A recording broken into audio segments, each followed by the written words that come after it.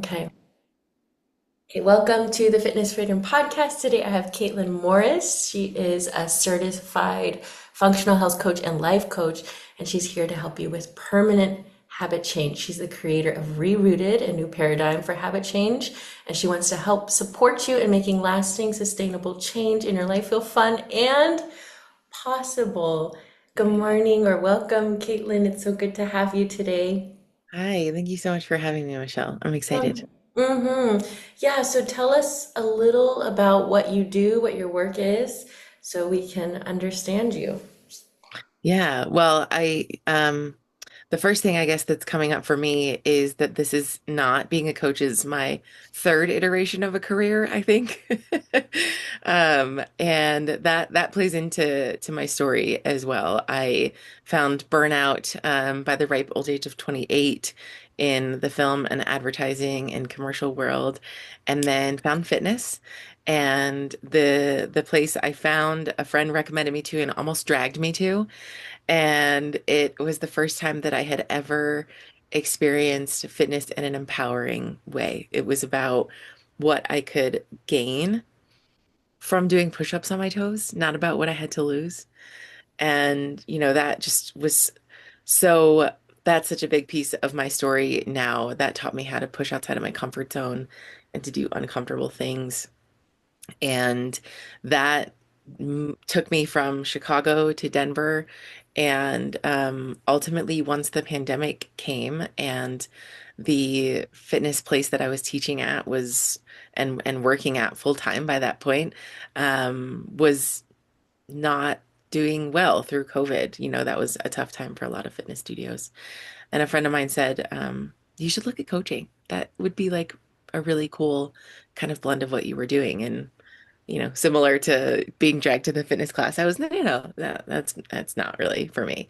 But the more I looked at it, it was a really beautiful blend of the creativity and partnership that I really loved from film and the empowerment piece and seeing something for my clients that they can't necessarily see for themselves. And weave in the fact that I have three kiddos that are a part of my story in there as well, taking care of myself, trying to take care of myself, not taking care of myself, failing, trying again, and just continuing to show up and take care of myself in whatever way I could in all the different seasons of my life. I just love now being able to support my clients in like you said, just sustainable habit change. I think whatever it is that we want to change in our lives, if we're, sitting here and there's something else we see for ourselves in the future, trying to get over that hump can feel really impossible. And it starts with, just taking small changes that make sense in your life. I think there's a lot of things out there that we're supposed to do and it's going to work and it's going to be great. And we've tried a lot of those things and they don't work or it's not for us. And so really just getting clear on,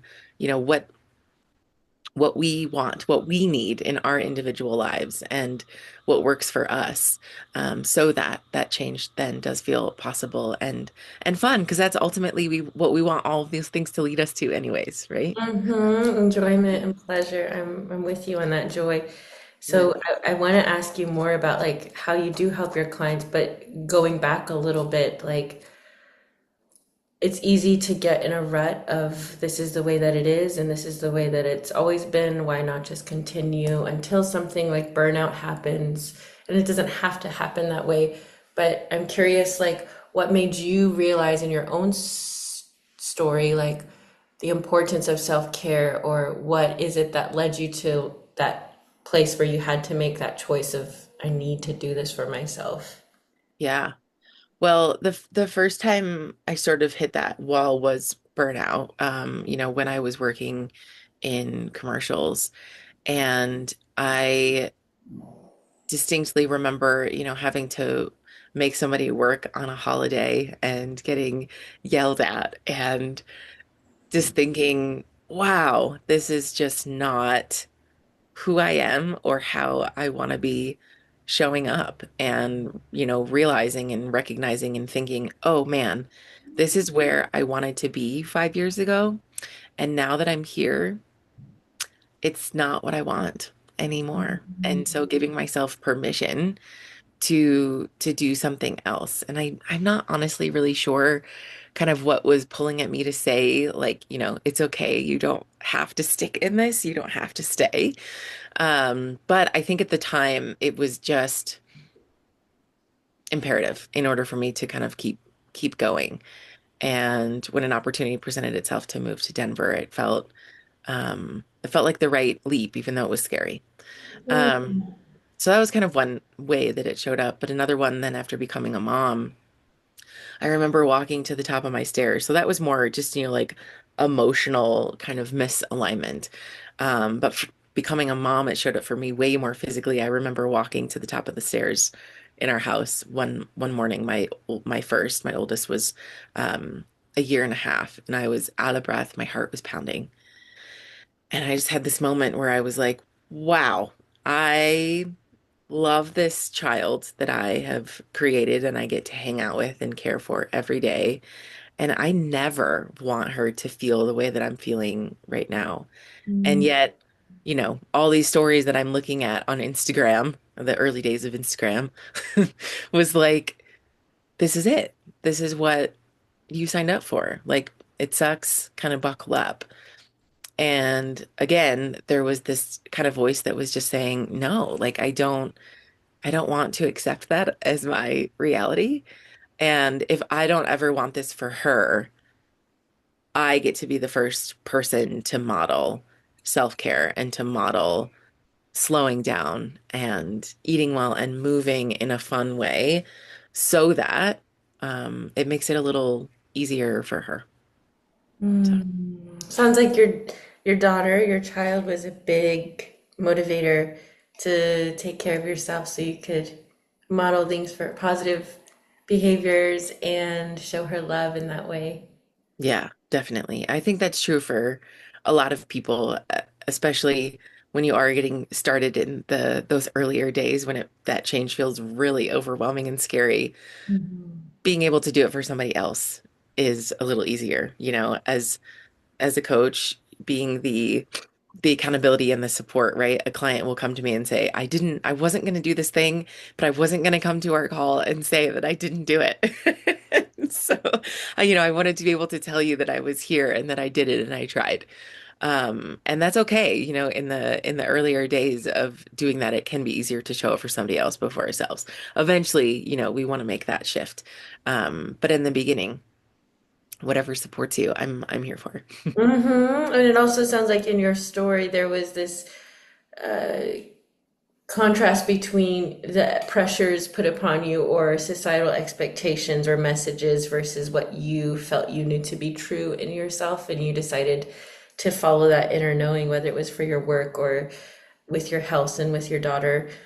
And I do want to bring this up. We can't have a conversation, especially as two women. You're a mother, we can't have this conversation without acknowledging the society that we live in, the obligations, the implications for women, for mothers, and I always like to address that because we can't, yeah, we don't live in a vacuum, and it's real and it's unfair in so many Mhm. ways, and so Yeah. I'm curious of how you view that, you see your coaching, your place in your work around that, and how you can feel you find empowerment in making choices within that context or outside of that context or despite that context or however you see it.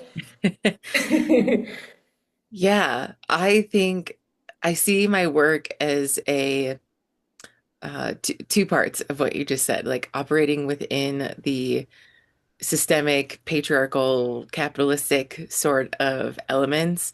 And I also see it as building towards a different future where there is an opportunity to have power with each other versus power over each other.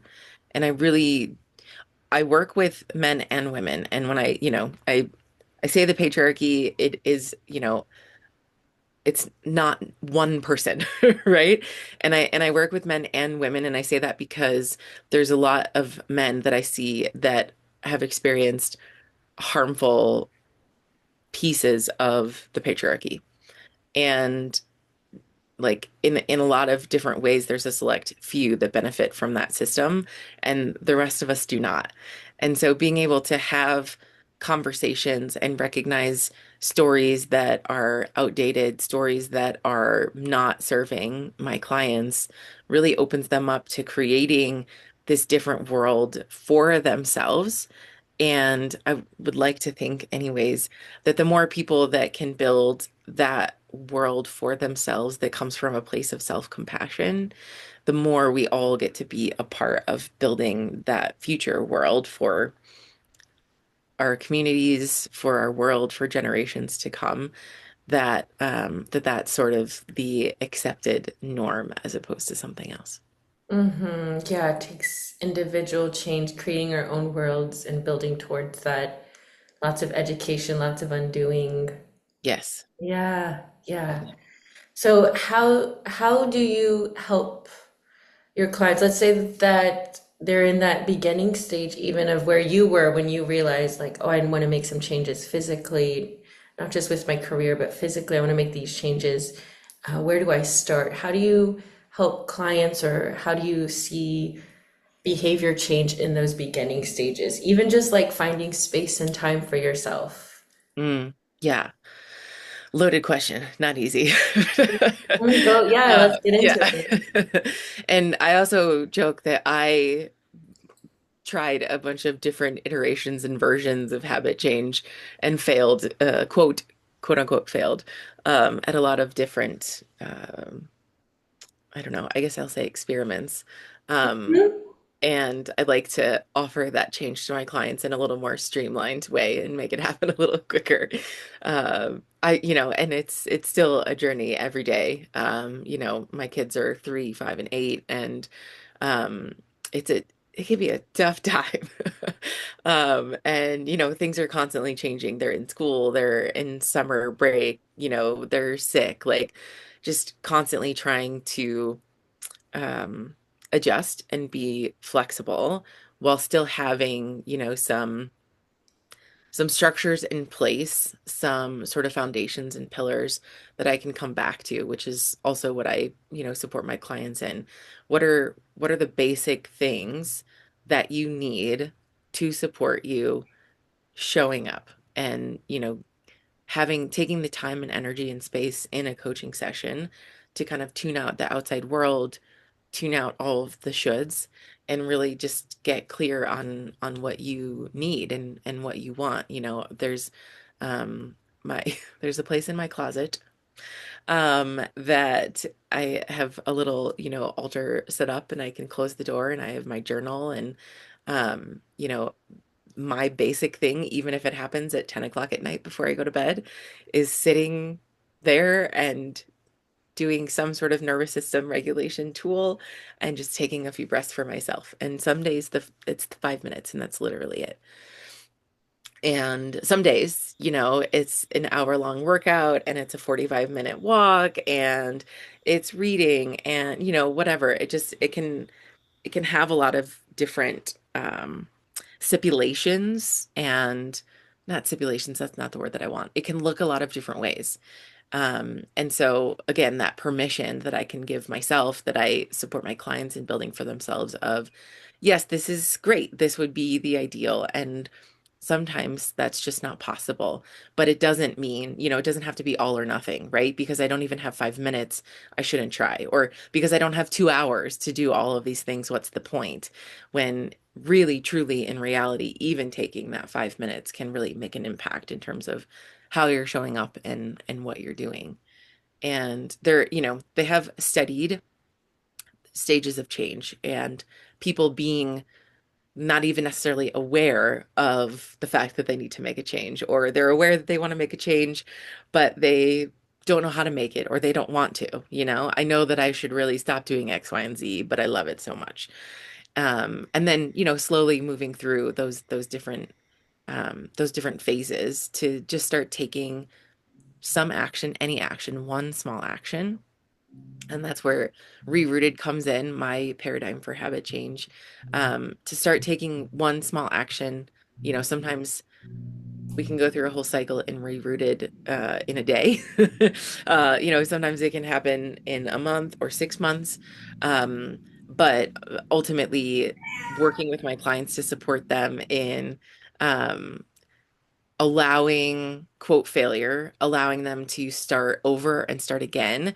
And each thing that we get to learn or each experiment that we try, it's just information as to what works and what doesn't. And so also adding in a layer of self-compassion there.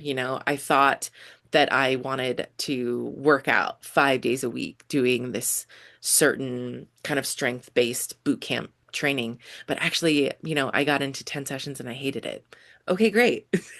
You know, like what didn't you like? Was it the one-on-one aspect? Was it the group aspect? Was it, the way the coaches talk to you? Like maybe the idea of it is really awesome, but just that particular execution of it doesn't work, like what do you want to try next? And just using that to keep going and keep trying. So it sounds like there's an element of having an actual physical space and creating that for yourself. There's also the element of just taking some small action to create some behavior change and not expecting perfection, and along the way having some self-compassion. And I wanted to ask you about this. You did mention Rerouted, and it's a paradigm you created. I'm curious if you could go over that and give us the structure and what that looks like for Yeah. your clients, like practically. Yeah, definitely. Absolutely. And yes, it can be a physical space. Ideally it is that in some way, shape, or form.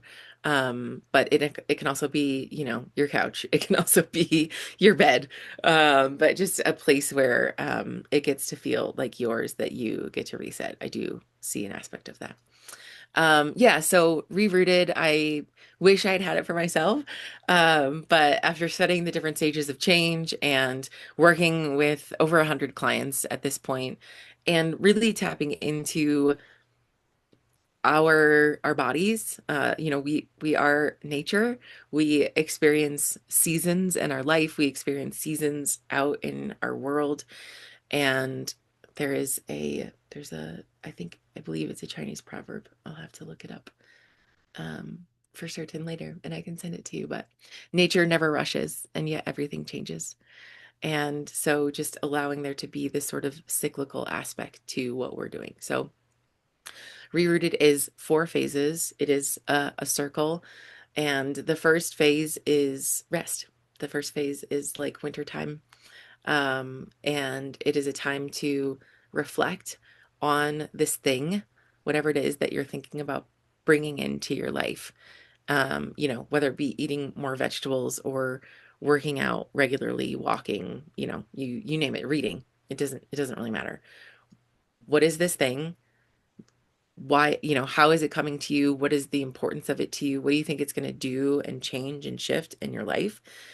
And so that's where we, get to shed the stories. I had a client a few months ago who really wanted to meditate and was beating themselves up because they couldn't like figure it out, right? Couldn't just do it. Well, it actually wasn't really important to that person at the time. And it's ultimately something that they want, but it fell more on the should list, right? And so in checking in, we get to release that at least for now. And it opens up space for other things. So rest is the first phase. What's coming up for me? Why do I want to do this thing?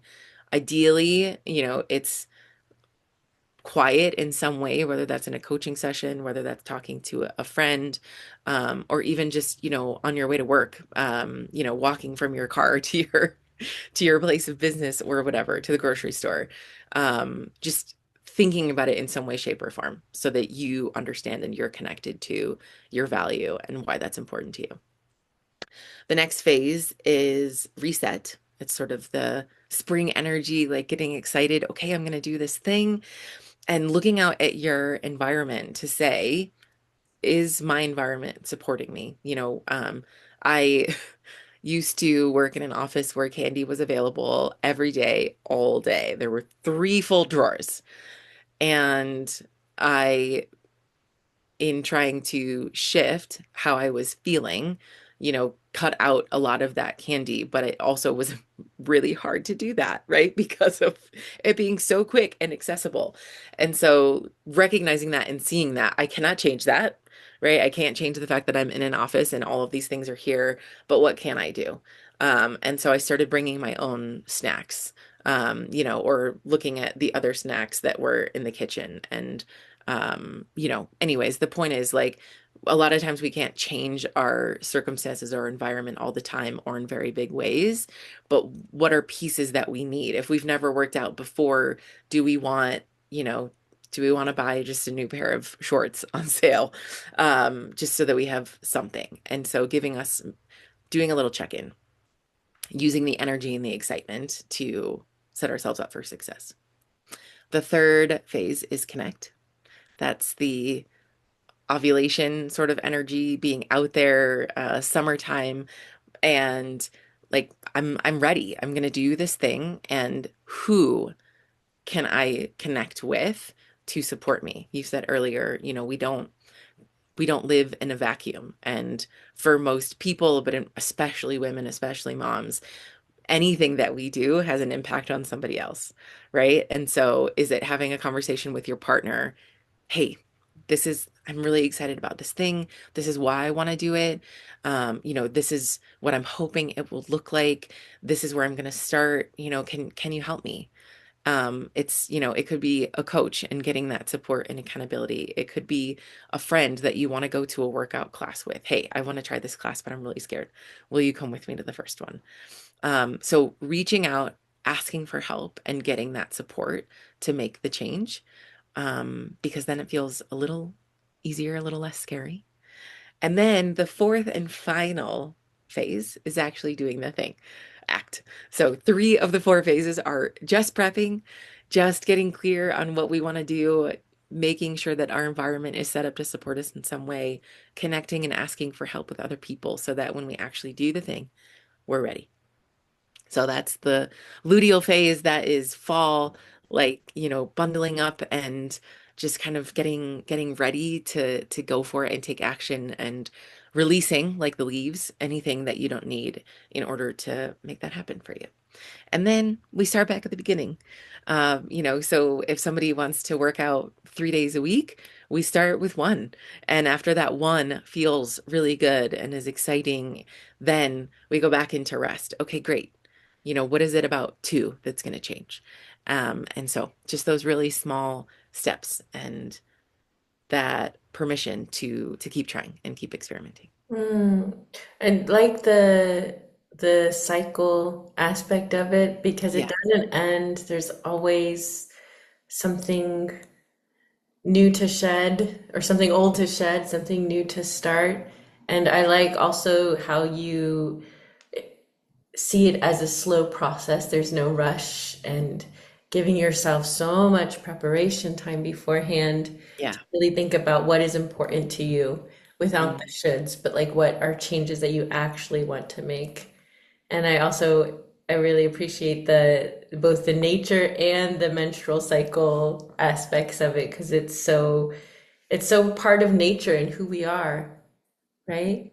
Yeah. Yeah. And what is it like to embrace more of that? Again, I think kind of the patriarchal sort of capitalistic conditioning that a lot of us have is, harder, better, faster, stronger, pull yourself up by your bootstraps, like just get it done. And I'm not here to say that that is wrong or bad by any means. And for a lot of my clients, myself included, like, doing that sort of hustle definitely gets us to a really wonderful place. And, again, if we want something different than where we're currently operating, we have to start cultivating that and pulling it in different ways. And so the slow change can be hard. That's where the support structures can really come in, the self-compassion of, I really want to be here. I'm not yet. Um, and then, like you said, that cyclical piece, because like I shared before from my story, and I think it's true for a lot of people, I had this title and this role in mind, and I got there and looked around and I was miserable. And so instead of, thinking of it as this ladder that we have to keep climbing, What is it like to allow phases, to allow change, and it be a little bit more of an upward spiral, right? We ideally continue to grow and change and evolve in different ways. And so, as opposed to thinking that getting quote there is going to change our lives, how do we figure out how to enjoy it and how to be with the journey the whole way? Yeah, be in it, be in the process of it, not just trying to get somewhere. And Hmm. I know that having children requires you to be a lot more present and to be willing to let go and shift. How do you incorporate? And I think that there's also this idea, like you said, is like the goal, meet the goal at any cost, just get to the goal. That's what we need, whether it's like a financial goal or a career goal or an Yeah. outward appearance goal. It can be so externally focused, and sometimes we contort things in our lives and try to fit things that don't work in order Yeah. to get to that. And yeah, I think kids can be great lessons in like just kind of destroying all of that and just being like, nope, we're just gonna make it literally messy, figuratively messy in the most beautiful ways. Yeah. I know you work with caregivers as well. I'm not going to say just like moms or dads, but like parents and caregivers. How do you see the connection between having children or working with children and making those changes and taking care of yourself? Yeah, I think, well, for me, again, those early days of wanting to take care of myself and trying to figure it out all by myself, um, were it was a really tough time, and my life looked a lot different then. My husband and I, we couldn't afford daycare, and he would work, and I would work from home with her. Um, I definitely remember like trying to get her to sleep while trying to create this presentation, bouncing her, in a little carrier and just, yeah, it was a lot. And what I love to do is bring a sense of connection and compassion to my clients to say, it's not just you, right? Like this shit is hard.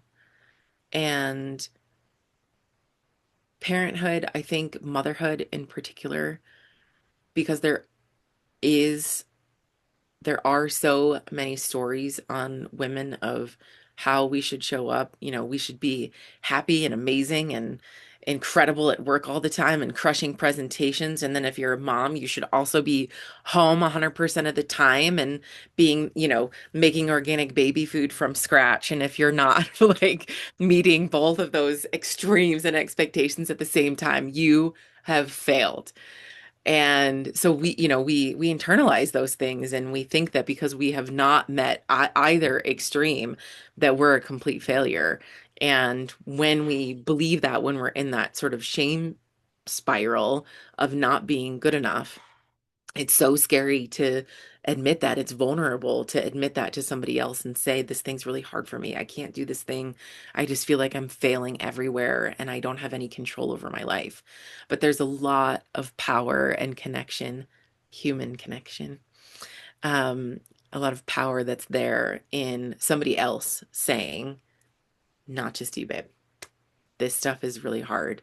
And I've experienced it before, or I know 10 other people that I've worked with that have gone through this before. And that moment when they can take a breath and say, really?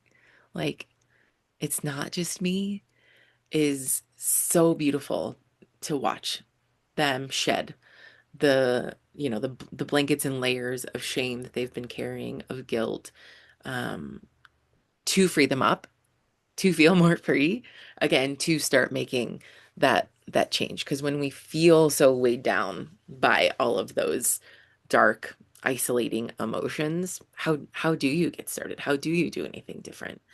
But when you can recognize and see that there is more that connects us than divides us, it starts to again feel a little easier to start doing something different.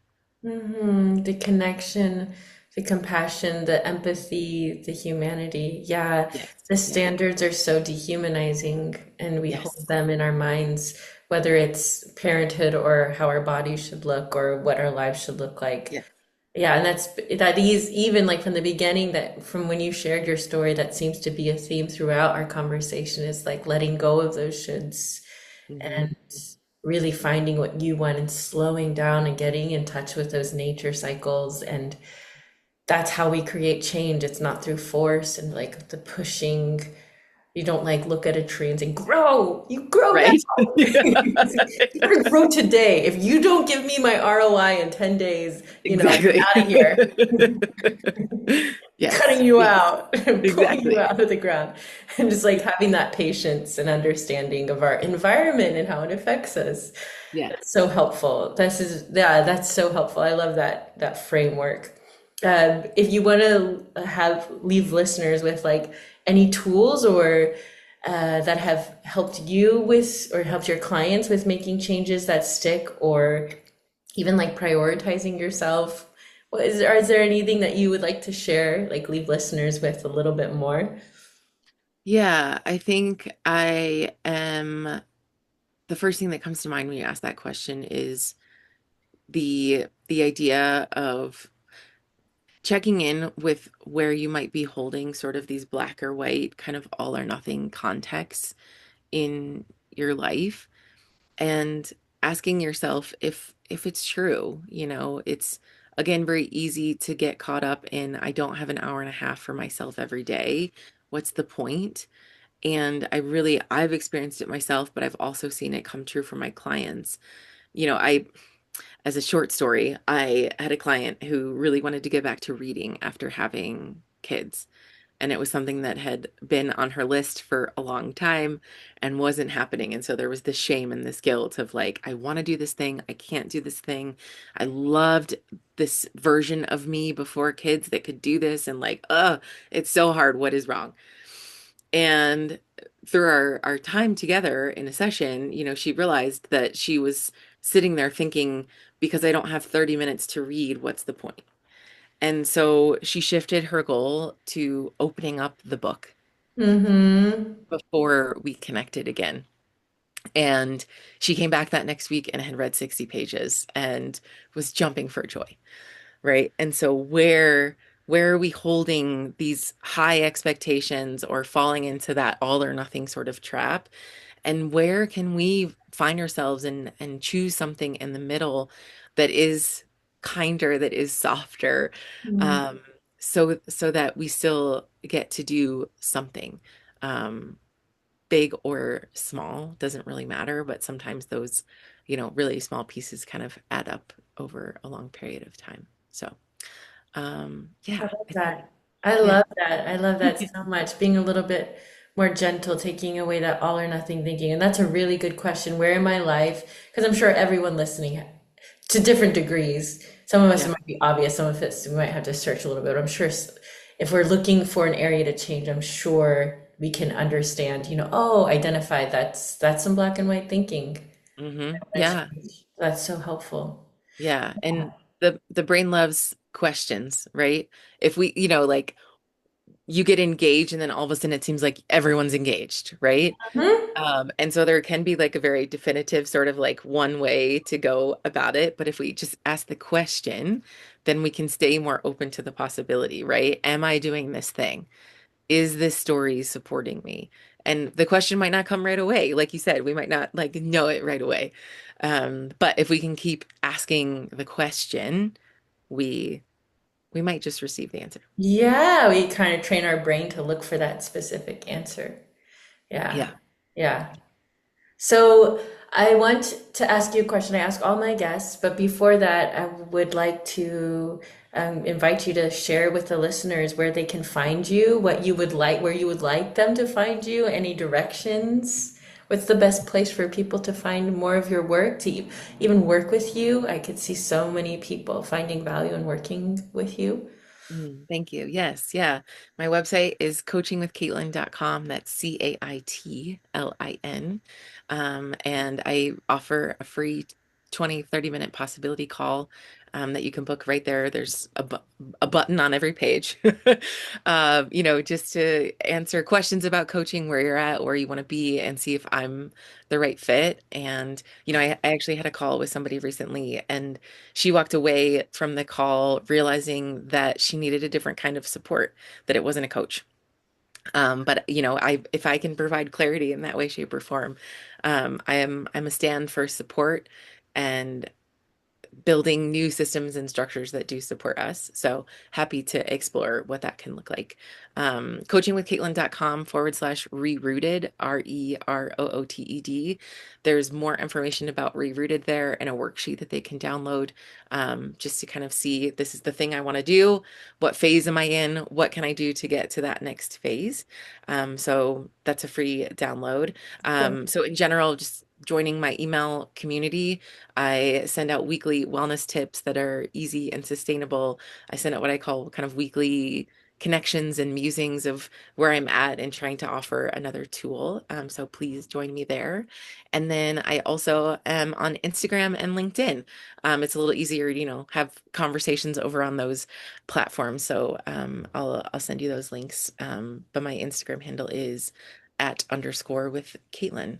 And I love being there as well and connecting with people in the DMs, which sounds lame to say out Yay. loud, but true.